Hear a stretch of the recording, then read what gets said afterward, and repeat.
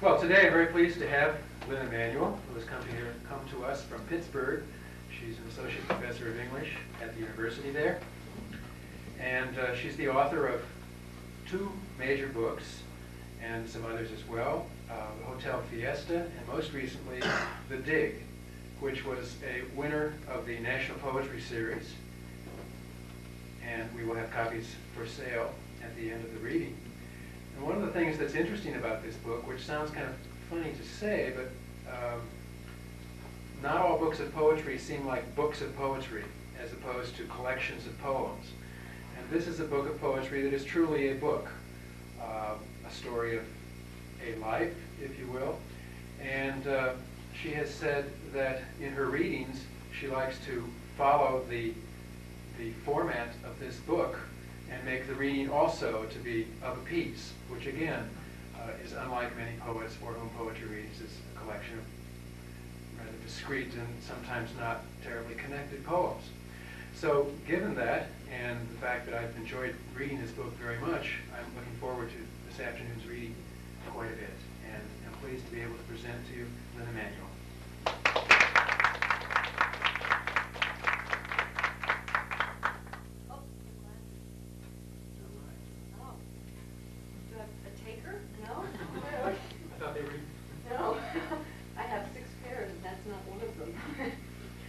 That was great. You become kind of a specialist at getting introduced, and some introductions are so unhelpful, and that was very helpful. So I don't have to say that this is going to be a kind of story that I'm going to tell, although I guess I've just said that. I got very bored in my own poems with a couple of things. I got very bored with poems that I seemed capable only of one emotional tone in my own work. And I got very bored of reading books of poems in which other poets seem to indulge only in one emotional tone, when, let's face it, lives are lived in a much more complicated, even a more baroque manner. So I wanted to write a book that had a sort of conflicting series of tones, and telling conflicting versions of the same story.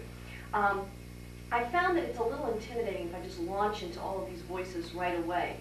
So I'm going to talk a bit more at the beginning of the reading, but at a certain point I'm going to sort of drop out and let the voices tell their own stories. There's a kind of subtext to the reading, or to the poems, and that is they begin in a small town in Nevada in the 1950s when the atom bomb is being tested on the opposite side of the state. And it's really very much a book that the subtext is about poverty. I don't think I would have written this book if I hadn't moved to Pittsburgh and seen what happened when the steel mills closed. So that it's about what happens to a place when technology either deserts it, in the case of Pittsburgh, that's not part of the book, but it was my inspiration, or when technology has a great deal of promise that it brings to a certain place, and then that promise turns out to be not true. Because in the case of Nevada, Nevada is a mining state. When the military-industrial complex moved in, it was as though the state were like a big game board that was just tipped, and all the money just drained out of these small mining towns into the enterprise of testing the bomb. So that's a kind of subtext. See, anything else? There's some frank language, and not frank language, there's some frank talk about sexuality. I'm always glad when I read something that Sharon Olds has already read there, because people they're like, hey, this is like nothing, you know? But, it always surprises me that he'll say, oh, there's a sexuality. I said, I didn't know that. But anyway, so I guess I better say that. The other thing is, I'm going to start with a prose piece. One of the things I wanted to do in putting forth all these different voices, I got really tired of stories that just kind of went 1, 2, 3, 4, beginning, middle, and end, and I wanted to write a story that wouldn't fit as neatly into that box. But I found that my poet friends, who, let's face it, know nothing about stories to begin with, would say things to me like, so whatever happens to Raoul, who is one of the characters in the book? Why I am a poet. Jill's a good kid who's had some tough luck, but that's another story. Anyway, she says, go ahead and tell about it. Nobody ever gets the woman's point of view. We are sitting at the blue light where Carl has just built us a couple of solid highballs. He's okay, Carl is, if you don't count his Roman hands and Russian fingers. But then again, that should be the only problem we have in this life. I don't know. I'm looking out the window and it's Friday. The smell of fish from Tibbs' hash house is so strong you could build a garage on it. Maybe Jill's right. She's just a kid, but she's been around. She knows what's what. So we are at the blue light just like now, I tell Jill, when he comes in, and the first thing I notice is his hair, which has been vitalised into submission. But honey, it won't work, and it gives him a kind of rumpled your boudoir or mine look. I noticed that before I noticed his face. It was kind of odd looking back on it. Maybe it was just the highballs doing the looking. But anyway, then I see his face, and I'm telling Jill, this is a masterpiece of a face. But the truth is, I'm tired of beauty.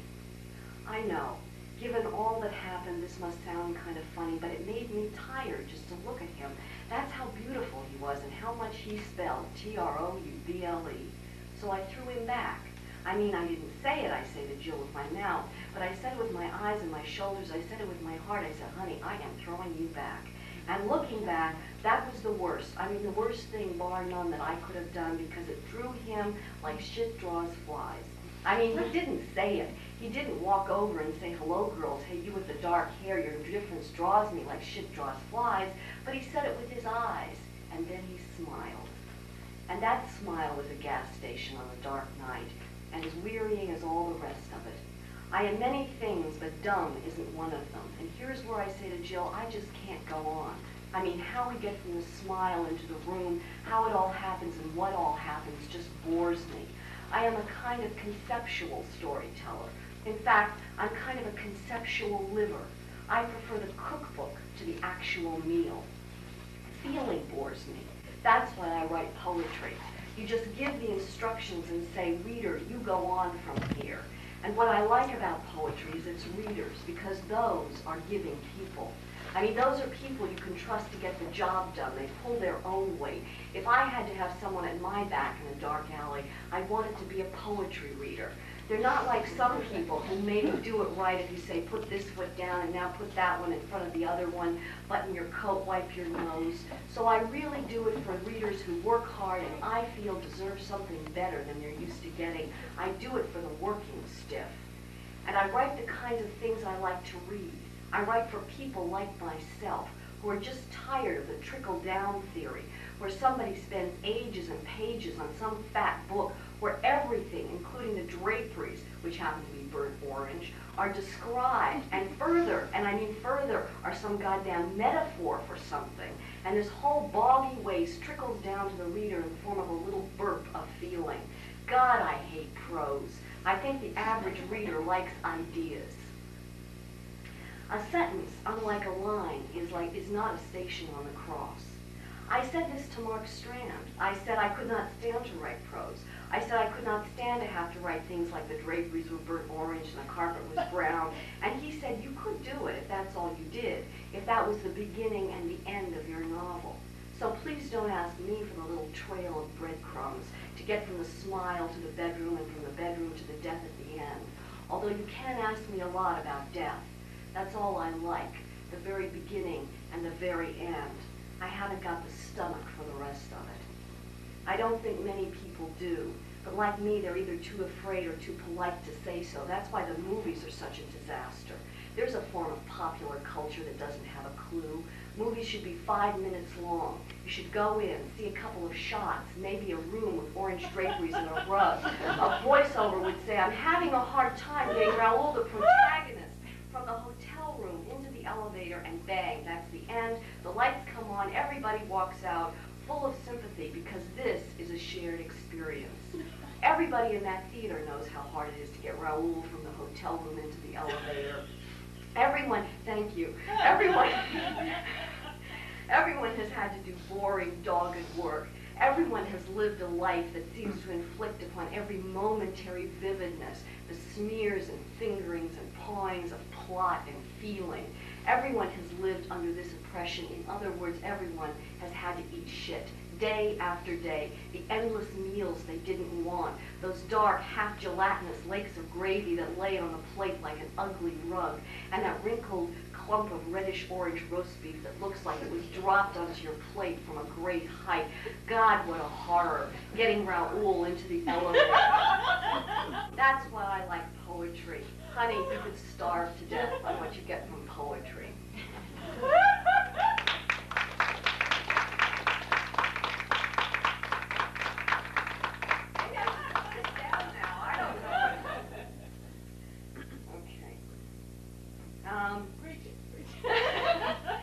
Okay, I'm gonna, when a different voice comes up, I'm gonna step a bit to the side and back. I think that's the best way to do it. Okay, when to step. Okay. Stone soup. But first, she has to be born. So she invents a mother to hold the long wooden wand of a cooking spoon fast in her fist, the big black zero of the iron pot, the stone of the pig's knuckle, the buzz of the fridge, the tap scalding the soap into suds, the tureen dunked again and again. She wants to be born, so she invents the tintintabulation of the milkman's bottles in their wire basket, and the sigh of the clutch as he disappears, and the match that touches the gas burner, the blue root, the little tiara of yellow fire. Beyond the window it is nearly dark. A sudsy ocean is coughing up a beach as gray and hard as poured concrete. She has set herself this task, like a train, lugging its hard body toward Portland. So now she has to make a father's coat come home from the day shift, its pockets drooping like the jowls of a hound, and his long black shoes with their dew of glitter under the fluorescent light of the breakfast nook, his mustache a school janitor's broom. She begins with talk, as of labor and of wages, his big hand turning over the leaves of the light and water bills like a boring book, and it will not be long now until she will make them, make her, from nothing, from a stone, from a pot.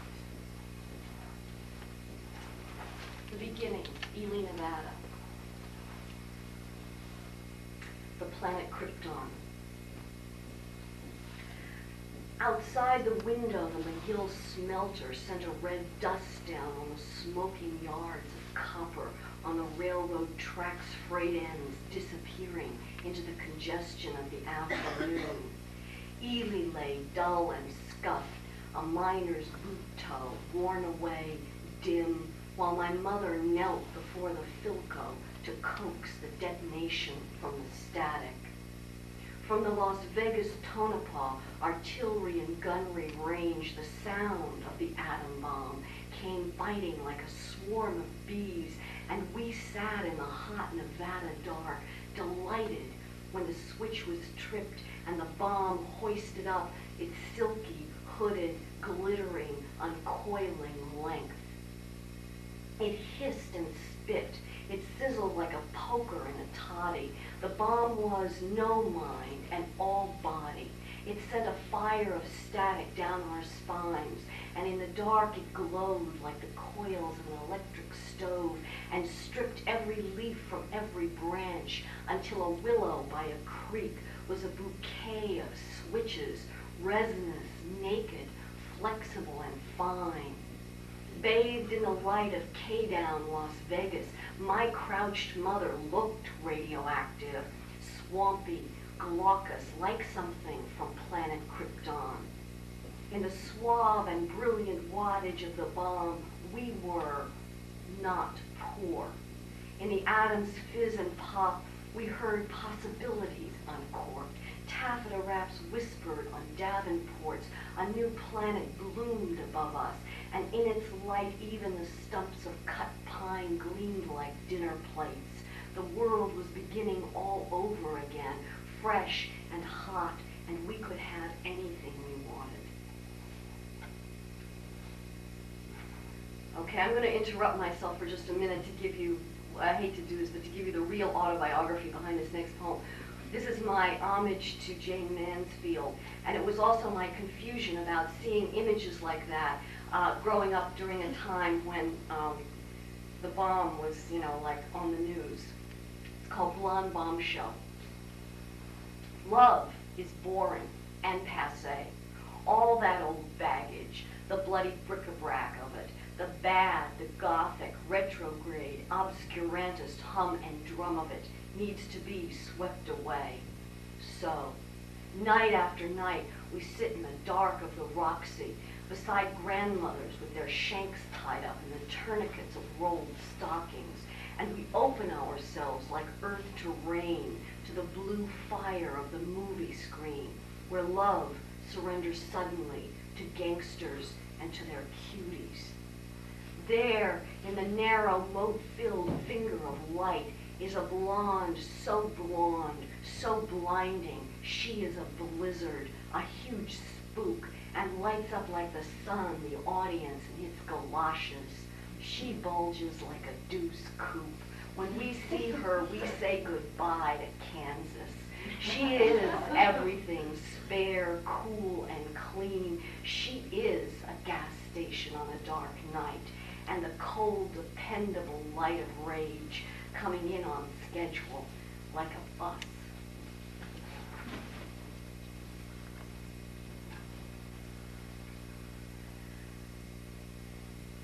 Well, let me say a word about this too. I was just in Arizona, and I was driven from one small town in Arizona to another small town in Arizona. Arizona looks a lot like Nevada. It's empty. And in the whole car trip, which is like 2.5 hours, the only thing people did in the car was talk about food. All the different kinds of food they had ever eaten in their lives that they wanted to eat, and what they couldn't get there, and how much they wanted this food and that food, and remember this food, and how come we can't get that food here, and what Ely was. The mauve, the ochre of canned tamales, the dark silt of gravy burning, the homony's white knuckles, fats that made a surface gleam, like a pigeon's neck, like a spill of gasoline, melt-down crusts of oleo on a tuna casserole, toast that was blackened to a piece of macadam, a singed field, a roof shingle, the cool unguent of jam upon a spoon, but every sweet thing has a sting, and it's good for you, that needle, that pin, under the beautiful blue glass dome of plum preserves was a bite of penicillin. I long for chocolate, both sweet and bitter, fried green plantain, mustard, onion, red tomato, rice and black beans in a pot, Moroccan olives with cayenne, haut-briand, cabbage, even ham. Somewhere, some green coast exported all I wanted of all I wanted. There was a kingdom where my hunger fit, both mind and body, all of it. And so for me, at Sunday sermons, the serpent coming lightly, perfectly into the garden was as smart as Eve was, pink and fat and pliant, was tough as a root, but blue or green, a reed, a stem, the uninterruptedness of him from tail to lip, all one thing, consistent as a walking stick. Or he was a ruby cummerbund, a glove on its way to the opera, dropped in the dust of this God-forsaken town. Beside his motionless chill, Ely, Nevada was as dull as 2 buttons.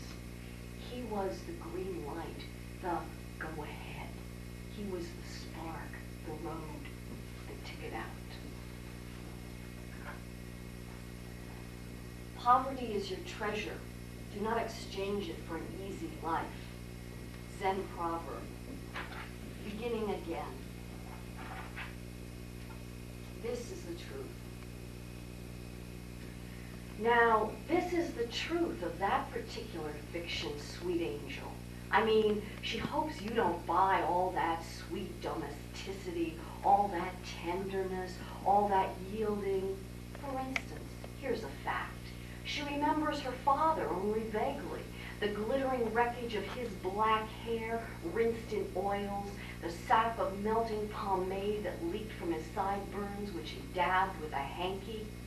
He inhabited an armchair like a black cloud, Glum cultivated his temper a downed power line fishtail back and forth across their lives. Lethal hits, near misses, and so to avoid it, they crept for miles over dangerous passes. To Ealing, my precious, they had stolen a car and were on the run, sleeping in tacky motel rooms, cooking on a hot plate, terrified, but free at last, oh my darling girl, as you can only be when you've become a fugitive from the domestic life and are blessed with nothing that anyone could want, when you are poor, when you are out of luck, and when you are free at last. Domestic violence. And so the night is dark as mother's closet with its big woolens. And there is a kitchen and a piece of pork hissing in a black pan, oiled in its own fat, and pink and wrinkled as a baby's ass. Not how can it be imagined, but how not? How not to be there, under the ceiling bulb, where shadows swell, then slacken, sails in the winds of an argument of a man with a whole dim tribe called womanhood. To the left is a parlor, the bulges and ruptures of broken springs and stuffing, the Davenport's red velvet like the blush of blood that comes through the crushed ice on the cooler's dead pike. And along a split-rail fence the white hens bloom in a line, pale, squat little ghosts. The far door of the Pentecostal church is all light and all holler, and the uncontrollable pleasure of blessedness dies to the low shiver of the hymns. And then the reverend's fist pounds the air, as though to make someone who is getting up stumble and fall down again.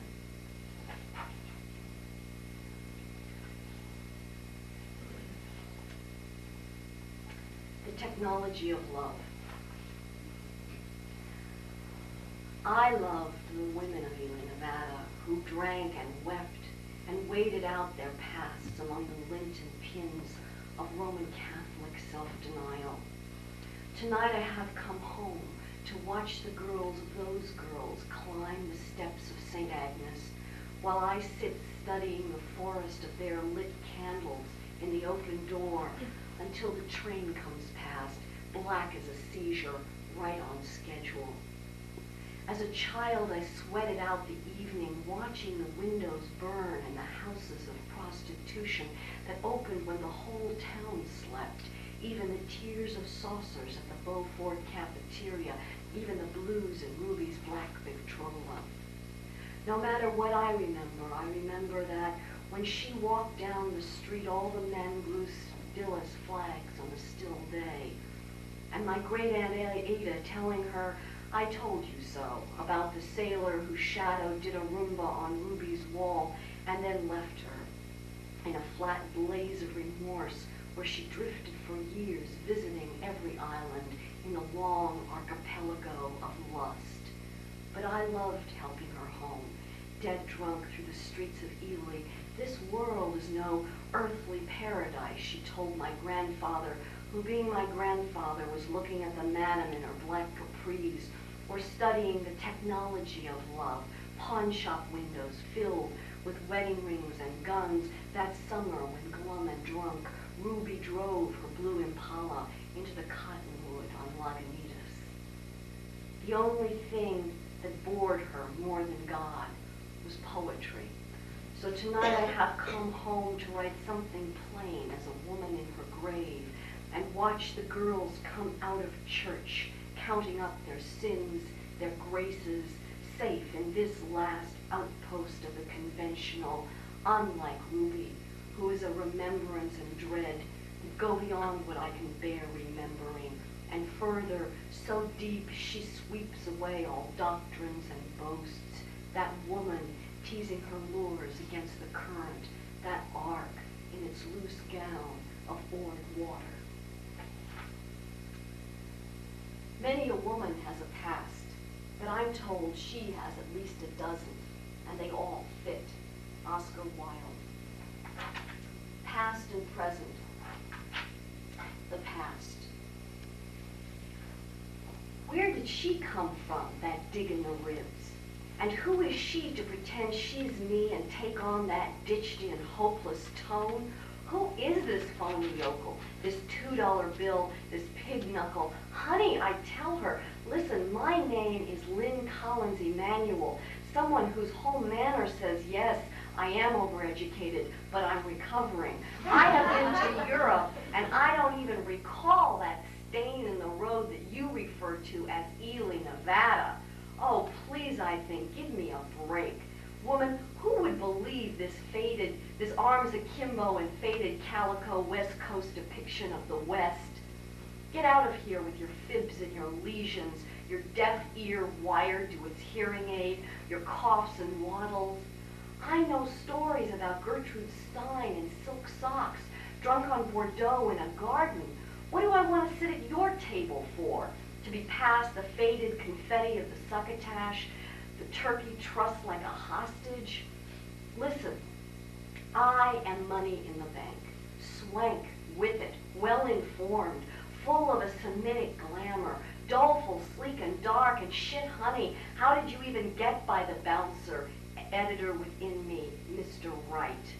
And why am I now like a new tenant, moving into the little varicose vein on your left calf, the nylons knotted just above the knee, and further into the hands that held that soft gray lump of rag, and washed again the greasy formica of the dinner table? How did I get to be at the head of a long line of unlucky women with their propensity for poverty, influenza, weak chests, and bad judgment? How did their troubles get to be mine? And no, I don't know who could be in that hand-dug grave at the Rosebud Cemetery. The little dusty picket fence of teeth smiling up from that too shallow niche is not mine. I don't know who she is. I've never seen her. I was in Paris at the time. Riddle. They're like the queens and prostitutes at the French court. All outwardness, all silk, all corset. And the wind among them is my mother's voice. And inside, a waitress in a dull apron, the flat pan of her face chipped and pitted. First, I noticed how conventionally plain they were. Then the gold stubbled lip over which a lover's tongue could wander. All one summer, my hunger lunged for this or that green calabash, whose name was as hollow as the sound of wooden tackle blown knocking at a mast, whose name was as round as the throat of a well, down which I tossed my wishes to hear them throb a message, whose name was Artichoke, Artichoke. Who is she kidding? Who is she kidding? Not you. And who is she anyway, talking as though she knew? When I can tell you, honey, she never even saw an artichoke until she was 18 and went to Italy and got laid for the first time on the beach outside Talamoni. And even then, honey, that girl didn't know how to spell artichoke until she was 23. But you cannot fit a girl like that into the straitjacket of a book of poems. I mean, no book of poems in the world is big enough to explain how she got from Ely, Nevada to Talamoni getting laid, so she just moves along as though poetry were an interstate. And here we are passing Ely, here we are copulating with Marco on the beach. All the little stitches of explaining have been cut, and we may faint dead away before she's going to tell us what the truth is. But honey, I will tell you one thing. Life is its cooking, and Ely was spinach, untinned by Grandma directly onto the plate so that its brackish backwash broke into waves and leaking, weeping, flooded the hominy. It dripped off the china the way Columbus thought the sea dripped off the lip at the end of the world. Whole ships rode off into its darkness. The coffers of nations were squandered. Artichoke, My God, this one could sell snow to the Eskimos. This is America, honey. We don't need any damned artichokes. Version 3. Heartsick. I had had enough bad luck that summer, and I had enough bad weather, too.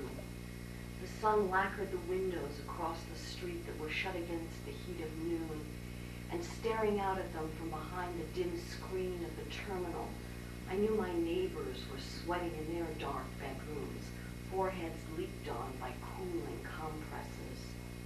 I was spending the summer getting diagnosed, trudging the hot and littered streets for weekly visits to a doctor so expensive, so remote, my voice shook when I called for my appointment. I was not myself. In that heat, my heart had reestablished its old bad habits of suddenly skipping a beat, so that I felt like a factory out of work. All the machinery went still.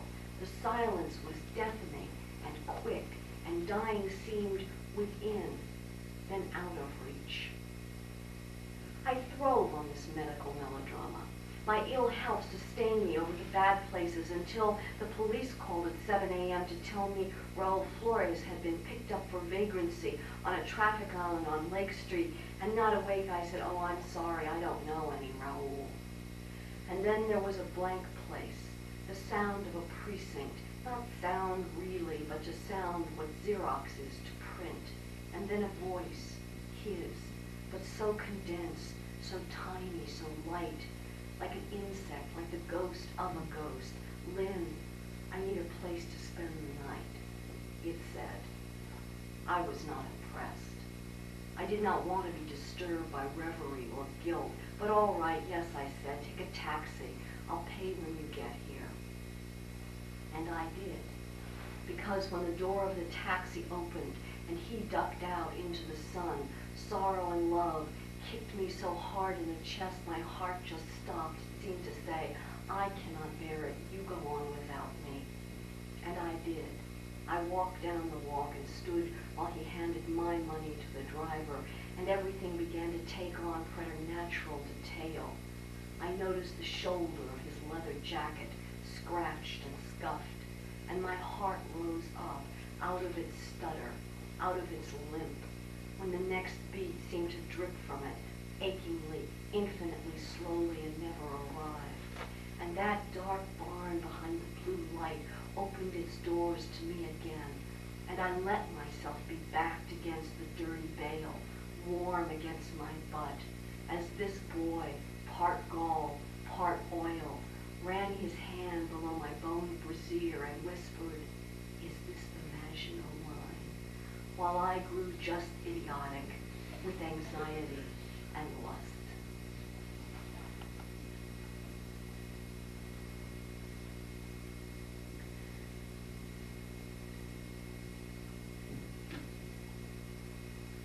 Far away from here, the Rio Grande is being threaded down its tracks, tugging its little trail of noise and light.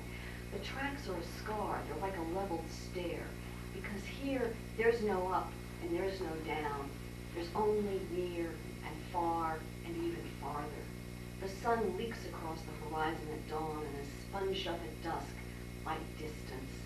That is our most lavish natural resource, invisible yet actual. And then, of course, there is the bomb. At night, as the wand of the Geiger counter is held into the wind on the hotel's roof, you can hear the spit and hiss of fallout. It's the voice of radium released from Earth. And what must that be like, after centuries sealed up in the marrow? The giddy stretch, the sinuous unlocking, the lift and catapult out of matter into the huge, wobbly, weightless tonnage of the explosion. The detonation has always sounded like a sob of relief. I can see it from here.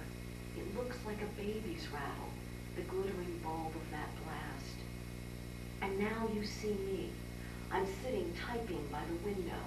I'm a thin woman wearing a flowered house dress. Perhaps you wonder who I am. I'm nobody. I'm the voiceover. I'm the writer, That is my hand on the rattle of the bomb. And this is my story. I was poor. I lived in a small town. I wrote. I killed myself. The hereafter and after that. Spite, homage to Sylvia Plath. I stamped my feet and shook my fist and wept because I wanted to be one of that glamorous sorority of the dead. I wanted to feel the ribcage open and the knocking of the heart let out. I wanted to lie with the paperweight of the Bible on my chest.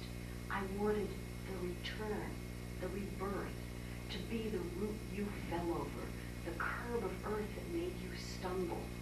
I wanted to be the little poisonous selves that grew up in your gardens, the henbane and belladonna, the lovely misnamed hens and chickens. I wanted revenge, to be the meek inheriting. Beyond hurt and worry, I wanted to come back as the vegetal, spectacular amphibian welter of the swamp, the pond, the marsh, the fen, to begin again and again. I wanted to be no mind, all flesh, no thinking, all feeling, just is, taking everything into its bog, its tar pit, into the locked box of unbeing. These are the last two poems. This is a sort of bookend poem, homage to Dickinson. I've never longed for the annulments of heaven, nor for hell, that orgy of repenting. But I've always wanted the loneliness of this slender room and bed, the cool neatness of being dead, to be reduced, cleaned out, a manageable mess, nothing left but knobs and buttons, the skull an empty crock, the pelvis a washed plate, the ribs laid tidily side by side, and I would be gone. Not that stern black dress, not that thing with the Bible on her breast. I would be nothing but one narrow room of sepulchre, one barred window where traffic never brings its soot, ear clean and empty as a scrubbed cup, the tongue at rest, and I free at last, the window of myself cast open. I would be alone, alone in my maidenly tomb, my own woman, finally and forever. The dig. Beyond the dark souks of an old city, beyond the dome of the rock, gray and humped and haunted, beyond the eyes of the men at the cafe, where they are drinking their thimbles full of hot tea and honey, beyond the valley with its scar of naked pipe, the perfect geometrical arcs of irrigation, and someone incising a dark furrow in a field, some plowman's black gutters opening through the green. She is waist deep in this open grave, staring at the delicate puzzle at my feet. Beyond her, in the shadow of Tallahassee, dabbing and dampening the earth, another woman finds the faint brickwork of floor spidering the dust, on the hearth's wedge-shaped arc of shadow, a scattering of charred millet. Nothing else for miles, nothing but this bluff of ruin, one decapitated tower, one window staved into the brick, and the bougainvillea crawling across a wall, dragging its little bloody rags. She is standing here thinking she cannot bear the way this foot, my foot, wants to step out of the earth. I don't care. I am using her to leave the grave. And so we go on. We go on until we cannot go on, deepening my grave. And the trowel hits stone, and I lie staring while she makes the earth recede, reaches in and pulls me out, my jaw wired shut by roots, my skull so full of dirt that suddenly the intricate sutures come loose, and in her hands the whole head opens. And there in the shallow setting where I lay, the small triangular sail of a scapula, the ribs like the grill of a car. She bones me like a fish, lays the little pieces, the puzzling odds and ends, into dishes of shellac and formalin. And wearily I lean my reassembled head, sutures rich with glue, against the wall of the filled beaker, a fine sweat of bubbles on my chin. All night through the window of my jar, I watch her mend with glue and wire the shallow saucer of my pelvis. We are nothing, she and I. We are earth, staring at earth. Thank you.